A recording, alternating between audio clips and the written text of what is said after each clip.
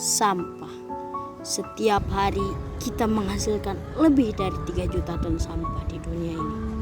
Tetapi hanya sedikit orang yang memikirkan di mana sampah itu akan berakhir. Tempat pembuangan akhir atau TPA adalah destinasi terakhir bagi sebagian besar sampah kita. Namun, apa yang terjadi di balik dinding-dinding TPA ini? Apa yang kita tinggalkan di sana?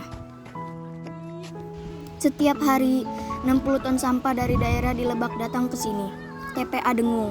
TPA ini tak hanya menjadi tempat pembuangan, tetapi juga tempat perputaran kehidupan bagi ribuan pekerja yang hidup di sekitar TPA. Pekerja-pekerja di sini menjalankan pekerjaan yang berbahaya. Mereka mengumpulkan sampah-sampah yang masih bisa didaur ulang, memilih plastik jadi buang sampah yang tercampur. Buat apa itu plastik? Kurang tahu, itu kan dibawa ke pabrik. Pabrik nanti yang proses ya Bu ya? Iya. Bu itu dari 90. Iya, tinggal di sini. Jadi tahu pembukaan ini tahu. Bu itu dari tahun 90. Nah kira-kira ada nggak nih, masih ada nggak sisa sampah dari tahun 90 yang belum terurai? Udah di bawah tadi ini. Ini kan atasnya di bawah. Udah ada 10 meteran malah lebih itu. Udah lebih dari 10 meter ini dari bawah ke atas ini. Juga kita belum seperti itu, tapi ada yang miliknya itu kan kita bukan bagiannya lagi. Seharinya ini bisa berapa kilo plastik nih Pak? Hari paling 500 lebih, terus kilo. 500 kilo? 500 kilo Pak? Iya. Ini dipisah nih, dipisah. Mana PP, mana PE, mana warna, mana PE karet juga.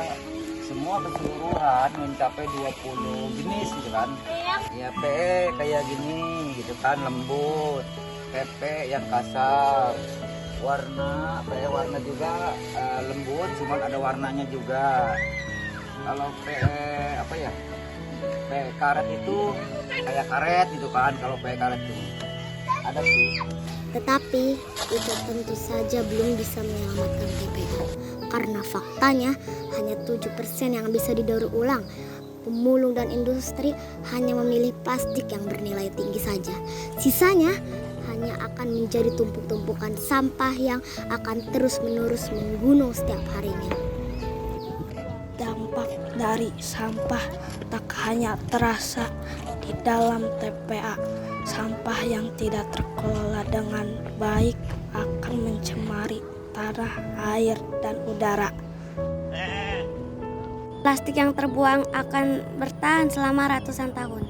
Sementara sebagian besar sampah organik bisa mencemari sumber air yang kita gunakan sehari-hari. Lalu, apa solusi atas masalah sampah ini?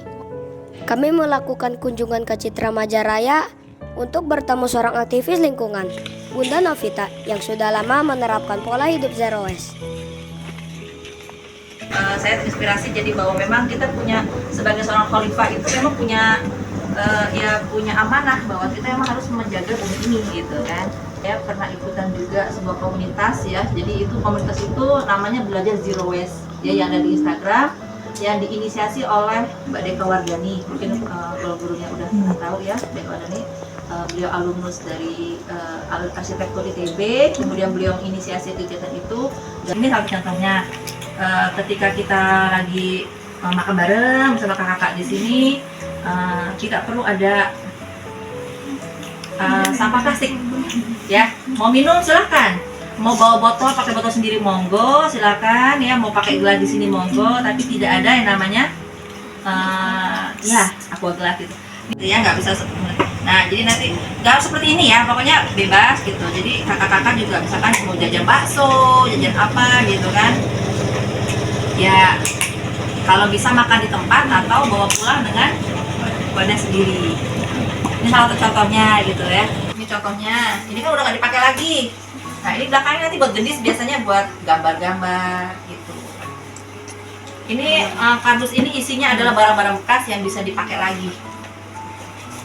Ini adalah sampah ya tidak diterima oleh pemulung ya, contohnya. Nah ini kalau kita beli kerupuk ya, nah ini dikasih ke tukang sayur ditolak, kasih pemulung ditolak, mau nggak mau Nah, ini nanti dikirim ke pengelola daur ulang, ya. Atau ini, nah ini kalau kita beli paket, nah, ya.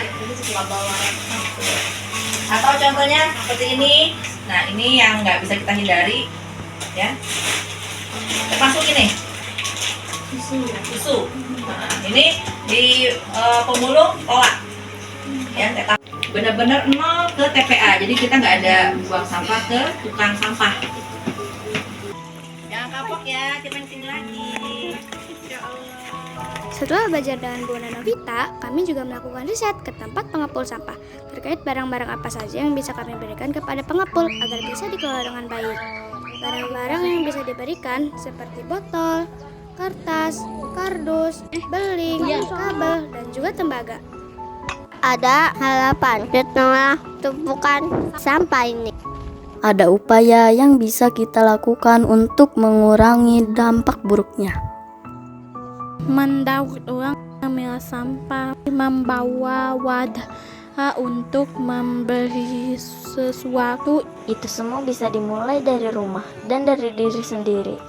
Di masa depan, kesadaran kita tentang sampah akan menentukan bagaimana bumi kita akan bertahan. Jika kita semua bertanggung jawab, jika kita peduli dengan pengolahan sampah sejak dari rumah, kita bisa mengurangi beban TPA dan menjaga kelestarian lingkungan. Tapi perubahan ini dimulai dari diri kita. Setiap langkah kecil yang kita ambil hari ini akan membawa dampak besar untuk masa depan. Mari kita mulai dari diri kita sendiri. Sama-sama kita wujudkan Dunia yang bersih dan lebih sehat.